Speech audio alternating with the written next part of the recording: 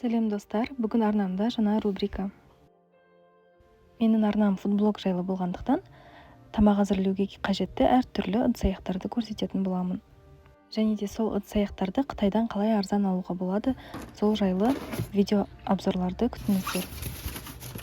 Алдыңғы видеода мен кофе әзірлеп көрсеттім. Сол кезде біраз адам осындай хит стакандарды қайдан алдың, қанша алдың деп сұраған соң осы видеоны көрсетуді жөн көрдім.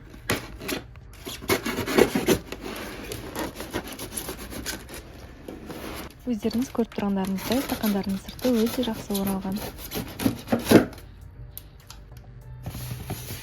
Қытай дүкендері негізі заттың упаковкасына өте жақсы қарайды. Бірақ та сатушыға міндетті түрде жазған дұрыс.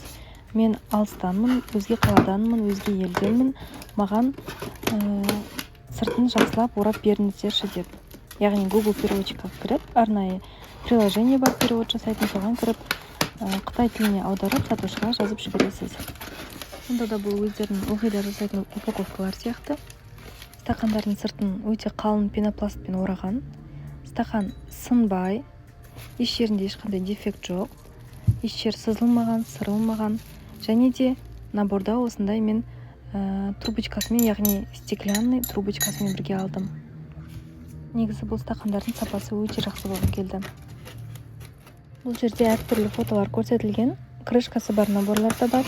Бірақ та маған крышкасы қажет емес, мен трубочкасы мен стаканы көрсетілген фотоны таңдап заказ бердім.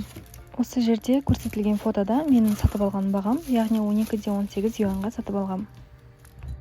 Міне екінші упаковканың ішінде де дәл сондай стакан.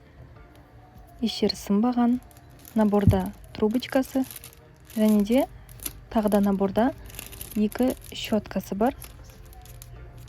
Бұл щеткалар фотода көрсетілмеген болатын, бірақ та маған салып жіберді.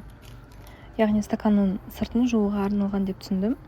Ішкі жағы стаканның тегіс, сырты қырлы-қырлы болғандықтан осындай щеткаларды бірге қосып жіберген. Бұл стакандардың Қазақстандағы бағасы 2000 теңгеден жоғары болып келеді, 2000-3000 теңге бір стакан үшін. Мен осылай өзім заказ беру арқылы екеуін 2295 теңгеге алдым, жеткізу бағасын қосқанда. Достар, егер де сіздерге осындай видео обзорлар ұнайтын болса, комментарий бөлімінде өздеріңіздің пікірлеріңізді қалдырыңыздар.